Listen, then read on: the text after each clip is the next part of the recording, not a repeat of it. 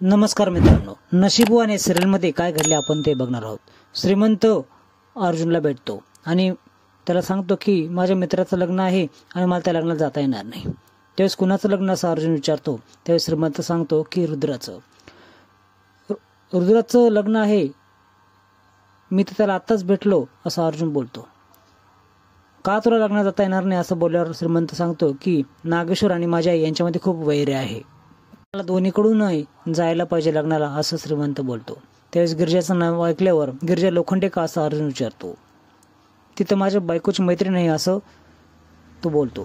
इकडे महिपत सगुणाकडे येतो. खरं तर सगुणानेच त्याला बोलवलेलं असतं आणि झाली का जागेची सोय असं तो विचारतो. जागा तर नागेश्वर दाखवल असं सगुणा बोलते. आम्हाला काहीच माहित नाही असं आव्हान तो. कोण नागेश्वर असा तो कांगावा करू लागला आणि मला काहीच माहित नाही असं दिखावा करतो होता. त्याच वेळेस तुम्ही तुळजापूरमध्ये आला, नागेश्वर घोरपडेला ओळखत नाही असं कसं होईल असं सगुणा बोलते. त्याच्याच मोबाईलमध्ये नागेश्वरचा नंबर दाखवते. म्हणजे तुम्हाला तर सगळं कळलंच समजायचं. त्यावेळेस आता डायरेक्टच बोलतो असं महिपत बोलतो आणि बोलतो काय चांगला धमकीच देतो. नागेश्वरच्या पायामधला तू काटा आहेस, तो गुमानं बाजूला व्हायचं, नाही तर काटा मला काढता येतो. बोलून तो थांबत नाही तर स्वतःकडची पिस्तूल काढतो आणि त्याच्यावर रोखतो. सगुणा गडबडते. पाहुण्यांचा पाहुणचार करा रे असं म्हटल्यानंतर लगेच 2 बॉडी बिल्डर त्याच्यापाशी येतात आणि पाठीमागून त्याला सुरा लावतात गळ्याला. बंदुकीचा नियम एक वेळ चुकेल पण ह्यांचा नियम नाही चुकायचा असं सगुणा त्याला धमकावते. ते तुकडे करून ते गावाच्या बाहेर फेकतील, तेही टायमावर. रागाने लालबुंद झाला असतो महिपत. सोडतो तुला पण परत सुटणार नाही असं म्हणून तो निघतो तिथून. इकडे नागेश्वरच्या घरात गिरिजा आणि उर्वशी नाणं शोधत असतात. तू प्रभासकडे येतो आणि मी तुझ्याशी खोटं बोललो असं बोलतो.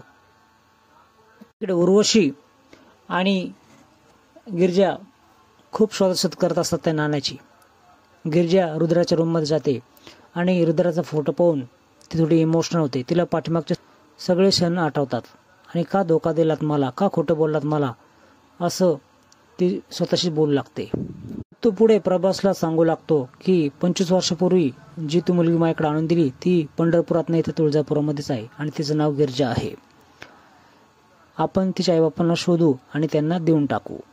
खूप उशीर झाला आहे, तू बरा झाल्यावर आपण ते काम करूयात. आता हा याच्याशी बोलताना उर्वशी बघते.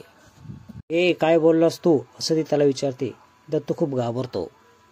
उर्वशी त्याला गचंडी पकडून खाली घेऊन जाते. बस ते दोघं गेलेले बघून उठतो आणि खूप उशीर केला असतो, आधी का नाही सांगितलं येड्या असं बोलतो. नाणं शोधता शोधता गिरिजा एका आडगळीच्या रूमकडे येते. ती एका गोष्टीवरून कपडा बाजूला करते. त्या ठिकाणी एक पाळणा असतो. अचानकपणे ते खेळणं चालू होतं आणि गिरिजा खूप घाबरते. तिला स्पष्टपणे दिसू लागतं की एक बाई तिच्या बाळाला अंगाईगीत घालून झोपू लागते. गिरिजाला थोडं चक्कर आल्याने होतं आणि ती खाली पडते. तिचा पाय पाळण्याला लागतो आणि त्या खेळण्यामधून तो नाणं बाहेर पडतो. इकडे उर्वशी दत्तूला नागेश्वरच्या पायापाशी ढकलून देते. उर्वशीवर ओरडतो, काय चालला हे? हा दत्तू प्रभासशी काहीतरी बोलत होता, त्याला काहीतरी सांगत होता, विचारा त्याला की काय सांगत होता. तो शेठ तुम्ही काय बोललात का असं म्हटल्यानंतर काय, कधी, कसे आहात, बरे आहात ना, कधी नीट होणार असं तो प्रभासशी बोलत होता हे सांगितलं. तर कोमामध्ये आहे त्याच्याशी मी काय गप्पा मारणार असं दत्तू पुढे बोलतो. त्यावेळेस नागेश्वरला त्याचं बोलणं पडतं. आता गिरिजाला जेव्हा शुद्ध येते त्यावेळेस ती खूप गडबडलेली असते. हा पाळणा मला ओळखीचा का वाटतोय, ती बाई कोण होती, घुंगराचा आवाज, हे सर्व काय आहे, हे मला असं का वाटतं हे माझ्यापूर्वी माझ्याशी घडलं आहे. ती बाई माझ्या ओळखीची का मला वाटत होती, ती माझी आई सारखी वाटत होती. एवढ्यात तिला नाणं सापडतं आणि ती हातात घेते. शेवटी देवीनेच तिला मदत केली आणि ते नशिबाचं नाणं सापडलं. खरं तर उर्वशीचा अपमान झालेला असतो आणि नाणं हे गिरिजाला मिळालेलं असतं. पुढे भागामध्ये तुम्हाला बघायला मिळेल ज्यावेळेस उर्वशी तिच्यावर हात उचलते त्यावेळेस ती हात पकडते आणि तिला खाली ढकलून देते. उर्वशी चेहरा पाहण्यासारखा असतो. प्रभास स्वतःशीच बोलत असतो की नागेश्वर तुझ्या पापांचा घडा भरलेला आहे, त्याच्या शेवटासाठी गिरजा येत आहे.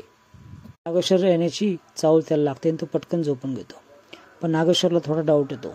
तो धारदार तलवार घेतो आणि फसवतोस का आम्हाला असं म्हणून त्याच्या दिशेने मारू लागतो.